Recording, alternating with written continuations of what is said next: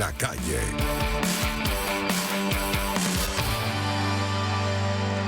Son las 2:16 de la tarde, amigas y amigos, y hasta ahora es un gusto darle la bienvenida al investigador, sociólogo, profesor universitario Héctor Briceño. Profesor, gracias por acompañarnos. Muy buenas tardes.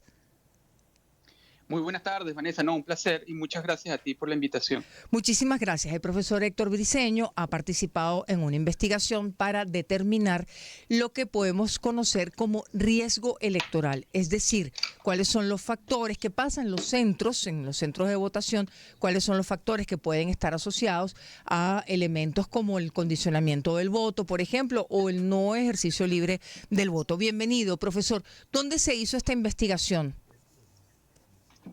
Bueno, Vanessa, nuevamente, muchas gracias. Un placer siempre conversar contigo. Esta investigación la hemos hecho para el Observatorio Global Comunicación y Democracia y tiene, como has dicho, el objetivo central es identificar, ¿no?, los riesgos y amenazas y obstáculos que se levantan al derecho a la libre participación en procesos electorales. Y de alguna manera trata de medir las principales amenazas y obstáculos en los que se enfrentan los electores en los centros, en los más de 15.000 centros de votación que estarán habilitados para las próximas elecciones presidenciales. Perfecto, profesor. Entendemos que analizaron toda la data disponible sobre los centros, el comportamiento electoral en los centros, por ejemplo. Sí, bueno, nuestro estudio parte pues de una definición. Riesgos son todas aquellas amenazas, obstáculos que ponen en peligro el derecho del elector y lo subdividimos, lo desagregamos en dos grandes dimensiones. Una dimensión que denominamos riesgo administrativo y otra que denominamos riesgo propiamente electoral. El administrativo se hace referencia a decisiones tomadas de carácter administrativo por el propio CNE, como la apertura de nuevos centros, la inscripción y mudar electores de un centro a otro, así como el tamaño, decidir el tamaño de cada uno de los centros. Y eso lo hemos hablado para los 15.000 centros electorales que ya han sido aprobados para esta elección presidencial, contando los 1.756 centros que son nuevos, ¿no? Y eso en cuanto a la dimensión administrativa, ¿no? Y la dimensión propiamente electoral sí se refiere específicamente a lo que tú has mencionado, Vanessa, el comportamiento electoral en procesos, el comportamiento de los electores en procesos anteriores. Estos comportamientos son la abstención, donde hay altísimos niveles de abstención, es un factor de riesgo, o si el dominio, ya sea de gobierno u opositor, es extremadamente alto y no se corresponde con el comportamiento, más o menos normal en una determinada elección. Esos son, nuestros análisis, nuestros elementos principales de riesgo. Estamos conversando con el profesor Héctor Briceño. Sí, profe, le queríamos preguntar de esos cerca de 15.000 centros, ¿qué porcentaje estaría en situación de riesgo electoral, de riesgo, sea administrativo o electoral? Bueno, allí el primer hallazgo, y nos sorprende mucho, es que bajo estos indicadores, estas dos grandes dimensiones, encontramos que hay un 86% del total de esos 15.000 centros de votación que corresponden ya exactamente a 13.638 centros de votación en el país, están en condición de riesgo. De ellos, un 5,5% se encuentran en una condición de altísimo riesgo, de riesgo alto o muy alto electoral. Eso es más o menos, bueno, y cuando vemos la distribución geográfica del riesgo, lo primero también, nuevamente, que nos encontramos es que todos los estados y todas las entidades del país tienen más de la mitad de sus centros en condición de riesgo, empezando por el Distrito Capital, el estado Bolívar y el estado Carabobo, por encima del 90%, y luego tenemos al final los de menor riesgo, que son el estado Cojedes, Nueva Esparta y Yaracuy, pero insisto, todos ellos tienen más del 50% de los centros de votación con niveles con algún nivel de riesgo. Profesor, la localización del centro de votación, por ejemplo, si el centro está en un sitio base de misiones, misión vivienda, solamente por poner un par de ejemplos, ¿aumenta el riesgo? Sí, sin duda.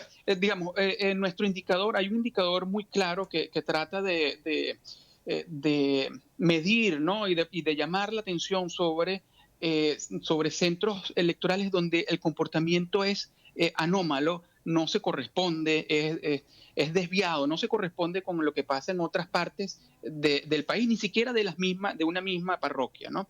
Y Claro. estos suelen ser este tipo de centros, bases de misiones, donde de alguna manera sabemos o lo que refleja es que el gobierno utiliza los recursos del Estado, la intimidación, el control, la amenaza con la pérdida de algún beneficio social como mecanismo de control para precisamente impedir que la gente vote libremente, sino que de alguna manera traten de privilegiar exclusivamente, o bueno, y de dar su voto exclusivamente al gobierno. Y eso queda muy claramente reflejado, decía, en ese indicador.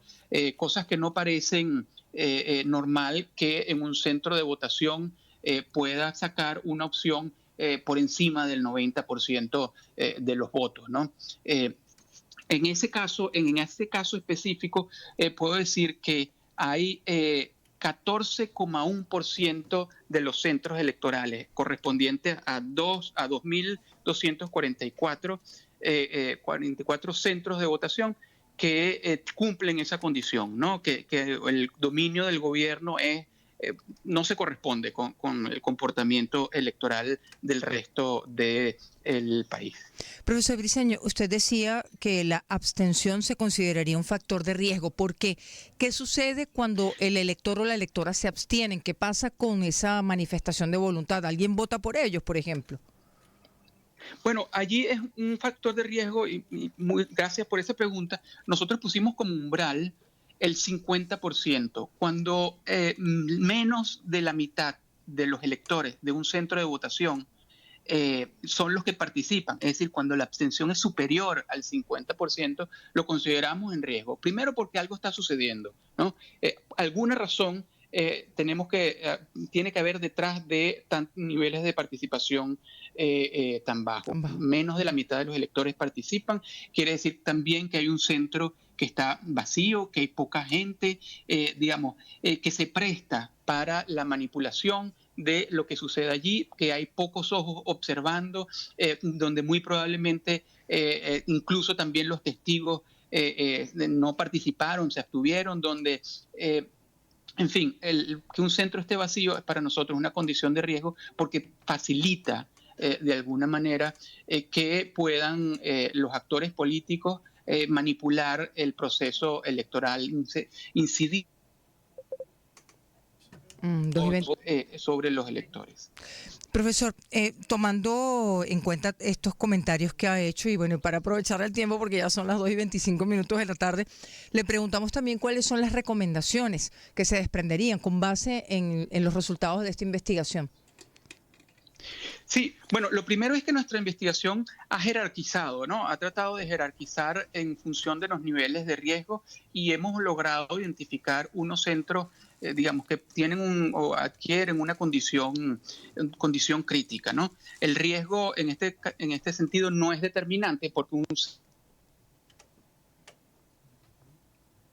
sí que es necesario que aumente, digamos, la participación, que haya gente, cómo se mitigan los riesgos con gente participando, con gente observando, con gente que se quede, los propios electores, por supuesto, testigos son necesarios, pero también los electores, los ciudadanos tienen la posibilidad de participar, de quedarse en su centro, de vigilar, de controlar lo que sucede, que nadie cometa delitos electorales, pero además quedarse hasta el final, hasta el proceso de auditorías ciudadanas. No hay mejor garantía para el cumplimiento, digamos, para que los resultados electorales sean transparentes y expresen la verdadera voluntad de la población, que los ciudadanos allí participando, observando, auditando el proceso electoral. Y creo que ese es el gran llamado que digamos que lo que nos dejan estos hallazgos es que ojalá haya una participación masiva más allá del acto de voto, también final de las auditorías ciudadanas. ¿A quién se le van a entregar los resultados de esta investigación que, como usted lo aclaraba al comienzo, es del Observatorio Global de Comunicación y Democracia? ¿Se le van a dar al CNE, por ejemplo? Esto es un documento público, está ahorita en proceso de edición final y va a salir próximamente. Pero la idea es que esto es abierto al público. Creo que puede ser de especial interés, además, que quieren salvaguardar el proceso electoral, sino también observadores electorales y, por supuesto, el ciudadano, todo ciudadano preocupado porque las elecciones presidenciales se manifieste la verdadera voluntad popular. En zona de frontera, y aquí sí un detalle para no dejarlo de abordar, profesor Briceño, en zonas de frontera aumenta el riesgo tanto el administrativo como el electoral. Sí, cuando hacíamos el análisis respecto a la distribución geográfica, ya decía, todos los estados tienen una gran mayoría de sus centros con algún nivel de riesgo. Sin embargo, los más críticos en términos de alto riesgo, realmente, sí, bueno, crítico, muy alto, se encuentran principalmente en la zona sur del país y especialmente también en las zonas, en los municipios fronterizos. Mientras que de alguna manera en los municipios de la zona norte costera del país tiende a haber, digamos, menos, hay riesgo, pero son un poco más bajos. Esto nuevamente nos lleva a lo que decía, en las zonas más alejadas del país, las zonas rurales, más rurales del país, también tienden a tener altos niveles de riesgo, son donde hay menos ojos, donde hay menor vigilancia, donde de alguna manera a veces también fallan los testigos de los distintos partidos políticos. Por eso, para mitigar los riesgos es necesario no solo testigos, sino también ciudadanos comprometidos con que, digamos, con que se cumpla la voluntad popular, con velar que los votos realmente se transmitan de manera transparente al final del acto de votación. Profesor, muchísimas gracias por acompañarnos. Un gusto. Gracias. Muchísimas gracias a ti, Vanessa. Gracias, profe. Tardes.